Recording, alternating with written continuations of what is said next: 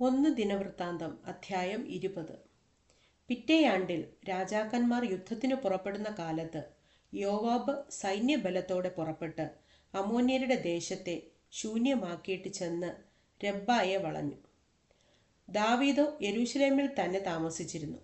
യോവാബ് രബ്ബായെ പിടിച്ചു നശിപ്പിച്ചു. ദാവീദ് അവരുടെ രാജാവിൻ്റെ കിരീടം അവൻ്റെ തലയിൽ നിന്നെടുത്ത് അതിൻ്റെ തൂക്കം 1 താലന്ത് പൊന്ന് എന്ന് കണ്ടു. അതിൽ രത്നങ്ങളും പതിച്ചിരുന്നു. അത് ദാവീദിന്റെ തലയിൽ വച്ചു. അവൻ ആ പട്ടണത്തിൽ നിന്ന് അനവധി കൊള്ളയും കൊണ്ടുപോന്നു. അവൻ അതിലെ ജനത്തെ പുറത്തു കൊണ്ടുവന്ന് ഈർച്ചവാളിനും മെതിവണ്ടിക്കും കോടാലിക്കും ആക്കി. ഇങ്ങനെ ദാവീദ് അമ്മോന്യരുടെ എല്ലാ പട്ടണങ്ങളോടും ചെയ്തു. പിന്നെ ദാവീദും സകല ജനവും യെരൂശലേമിലേക്ക് മടങ്ങിപ്പോന്നു.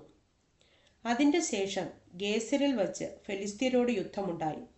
ആ സമയത്ത് ഹൂശാത്യനായ സിബഖായി മല്ലന്മാരുടെ മക്കളിൽ ഒരുത്തനായ സിപ്പായിയെ വെട്ടിക്കൊന്നു.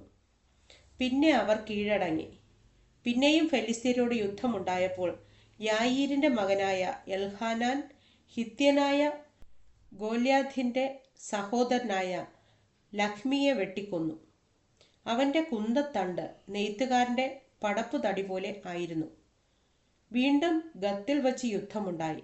അവിടെ ദീർഘകായകനായ ഒരു മനുഷ്യനുണ്ടായിരുന്നു. അവന് ഓരോ കൈക്ക് 6 വിരലും ഓരോ കാലിന് 6 വിരലും ആകെ 24 വിരൽ ഉണ്ടായിരുന്നു. അവനും രാഫായ്ക്ക് ജനിച്ചവനായിരുന്നു. അവൻ ഇസ്രായേലിനെ ധിക്കരിച്ചപ്പോൾ ദാവീദിന്റെ സഹോദരനായ ശിമയയുടെ മകനായ യോനാഥാൻ അവനെ വെട്ടിക്കൊന്നു. ഇവർ ഗത്തിൽ രാഫായ്ക്ക് ജനിച്ചവർ ആയിരുന്നു.